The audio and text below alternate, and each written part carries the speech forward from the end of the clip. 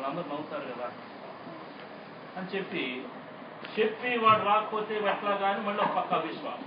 దేవుడేమో చెప్పు గ్యారంటీ ఇస్తున్నాడు. అట్లాగా మనలో అనేక మంది దేవుడి యొక్క విశ్వాసాలను ఉపయోగించి ఈ యొక్క వాగ్దానాలను మనం అనుభవించలేకపోతున్నాం. కనుక ఏం చేయాలంటే నెమ్మదిగా విశ్వాసాన్ని మనలో పెంపొందించుకుంటూ ఆ విశ్వాసం ద్వారా ఒక్కొక్క వాగ్దానం మనం సొంతం చేసుకోవాలి. కనుక ఇక్కడ ఏం చెప్తున్నాడు, మన సంకటనలన్నీ కుదుర్చుకోవాలి. అంటే మన రోగాలు వ్యాధులన్నీ ఆయన తీర్చాడు. తర్వాత సమాధిలో నుండి నీ ప్రాణమును విమోచించుకోవాలి. అనేక సందర్భాలు కొన్నిసార్లు మనకు సడన్ యాక్సిడెంట్ వస్తుంది. మనకు అనేక మంది అనుభవం ఉంది.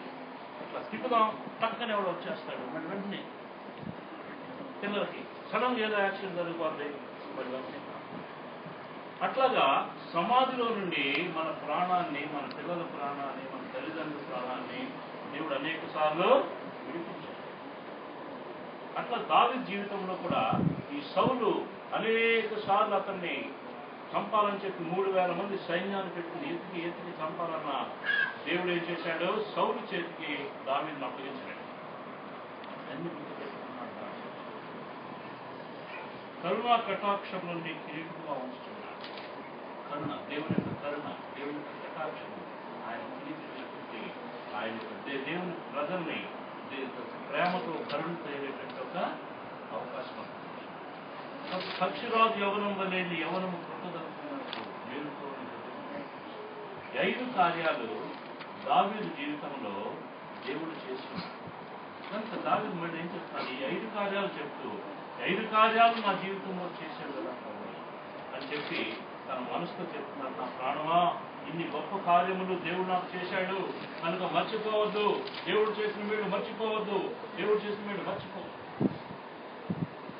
కనుక అప్రిమెంటెడ్ దేవుని బిడ్డలారా, దేవునికి మనం కృతజ్ఞత కలిగి ఉంటే సమస్త జ్ఞానంలో నిండిన దేవుని సమాధానం యేసు క్రీస్తు వల్ల మన హృదయాలకు తలంపు వస్తుంది.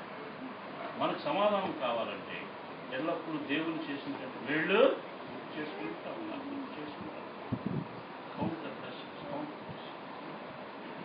అట్లా చేసినప్పుడు దేవుని యొక్క సమాధానం మనకు వస్తుంది, దేవుని సంతోషం మనకు వస్తుంది, దావీదు లాంటి ఒక హెచ్చింపు వస్తుంది. దావీదుకి దేవుడికి దిగుచ్చేటదే నా హృదయానుసారమైన వ్యక్తి, నా హృదయం కోరిక ఏ విధంగా కోరుకుంటుందో ఆ విధంగా చేసుకుంటుంది అని చెప్పి దావీదుకు మంచి గెలిపించాడు.